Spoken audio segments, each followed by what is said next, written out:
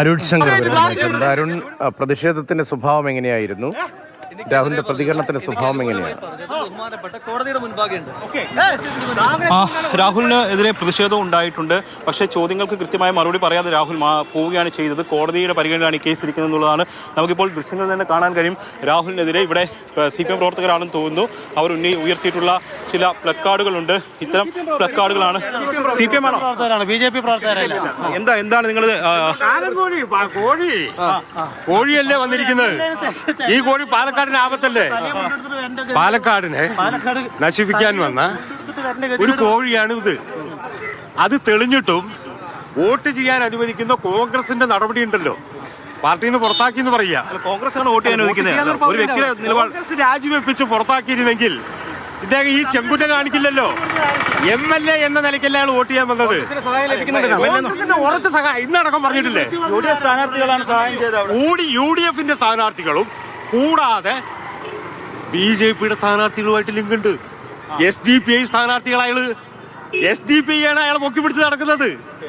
അതിനു വേണ്ടിയിട്ടാണ് അയാൾ വന്നത്.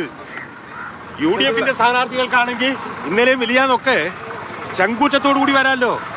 വലിയ സമരത്തിന് നേതൃത്വം കൊടുത്ത ആളാണെന്നാണല്ലോ പറയുന്നത്.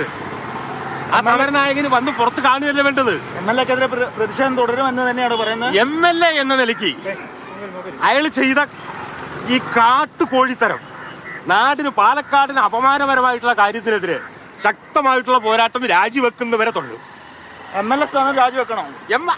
ഒരു മാന്യമായ CPM-ന്റെ നിലപാട്. ഇക്കാര്യത്തിൽ പ്രതിഷേധം തുടരുമെന്നുള്ളതാണ്. MLA ആയിട്ട് തുടരാൻ അർഹതയില്ല. കോൺഗ്രസിന്റെ പിന്തുണയോടുകൂടിയാണ് രാഹുൽ മാങ്കൂട്ടത്തിലൂടെ വോട്ട് ചെയ്യാൻ വന്നതെന്നുള്ള ആരോപണവും ഇപ്പോൾ CPM പ്രവർത്തകർ ഉന്നയിക്കുകയാണ്. ഈ ചിത്രത്തിൽ കാണുന്നതുള്ള ഈ കാർഡുകളൊക്കെ ഉയർത്തിക്കൊണ്ടാണ് രാഹുൽ മാങ്കൂട്ടത്തിനെതിരെ വലിയ പ്രതിഷേധം ഉണ്ടായത്. പോലീസിന്റെ സാന്നിധ്യം ഉണ്ടായിരുന്നു. പോലീസ് രാഹുലിനെ വളരെ വേഗത്തിൽ തന്നെ വന്ന വണ്ടിയിലേക്ക് കയറ്റാനാണ് ശ്രമിച്ചത്. മാധ്യമങ്ങൾ വളയുകയുണ്ടായി, മാധ്യമങ്ങളുടെ ചോദ്യങ്ങളുണ്ടായി. പക്ഷേ ആ ചോദ്യങ്ങൾക്കൊക്കെ അയാൾ പ്രകോപിതനാകുന്നത് നമ്മൾ കണ്ടു. ഞാൻ ചോദിച്ചതിന് പോലും രാഹുലിന്റെ മുഖം മാറുന്നുണ്ട്, പ്രകോപിതനാവുന്ന ഒരു അവസ്ഥയുണ്ടായിരുന്നു. എന്നിട്ടും അതിനുശേഷം അയാൾ പ്രയാസപ്പെട്ടാണ് കോടതിയുടെ പരിഗണനയിലാണെന്നുള്ള പറയുന്നത്. അപ്പോൾ നമ്മളുടെ ചോദ്യം, എന്തുകൊണ്ടാണ് ഒരു ജനപ്രതിനിധി ഒളിവിൽ പോകേണ്ടി വരുന്നത്?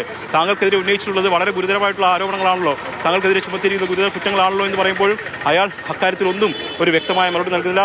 ഇയാൾ തന്നെ വലിയ രീതിയിൽ കഴിഞ്ഞ കാലങ്ങളിലൊക്കെ തന്നെ എതിർ പാർട്ടിയിലുള്ള നേതാക്കന്മാർ ഇത്തരത്തിലുള്ള കേസുകളിൽ പെടുമ്പോൾ വളരെ എത്തിക്സ് ഒക്കെ ഉയർത്തിക്കൊണ്ടായിരുന്നു സംസാരിച്ചിരുന്നത്. അതിൻ്റെ ദൃശ്യങ്ങളൊക്കെ തന്നെ ഈ കാലത്ത് പ്രചരിച്ചതുമാണ്. അപ്പോൾ സമാനമായ അതേ എത്തിക്സ് ആണ് അയാൾക്കും ബാധകമല്ലേ എന്ന് ചോദിക്കുന്നത്. അപ്പോൾ പോലും അയാൾ അക്കാര്യത്തിൽ ഒരു വ്യക്തമായ മറുപടി പറയാൻ തയ്യാറാകുന്നില്ല. ഈ അവസാന നിമിഷമാണ് വോട്ട് ചെയ്യാൻ എത്തിയത്. ഇനി 1 മണിക്കൂർ കൂടി മാത്രമേ ഉള്ളൂ വോട്ടിംഗ് അവസാനിക്കാൻ. ആ സമയത്താണ് അയാൾ വന്ന് തൻ്റെ സംവിധാന അവകാശം വിനിയോഗിച്ചിരിക്കുന്നത്. എന്തായാലും 14 ദിവസത്തിന് ശേഷം 15-ാം ദിവസം അയാൾ പ്രത്യക്ഷപ്പെട്ടിരിക്കുകയാണ് ജനങ്ങൾക്ക് മുമ്പിൽ, പാലക്കാട്ട് ജനങ്ങൾക്ക് മുമ്പിൽ. കാരണം അയാൾ പാലക്കാട്ട് MLA ആണ്.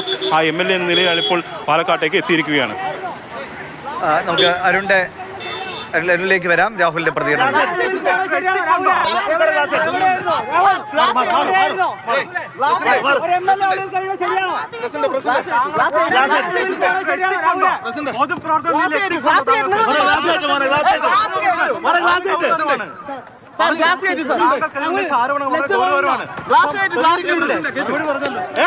എനിക്കെതിരെ പറഞ്ഞതും എനിക്ക് അനുകൂലമായി പറഞ്ഞതും ബഹുമാനപ്പെട്ട കോടതിയുടെ മുൻപാകെ ഉണ്ട്.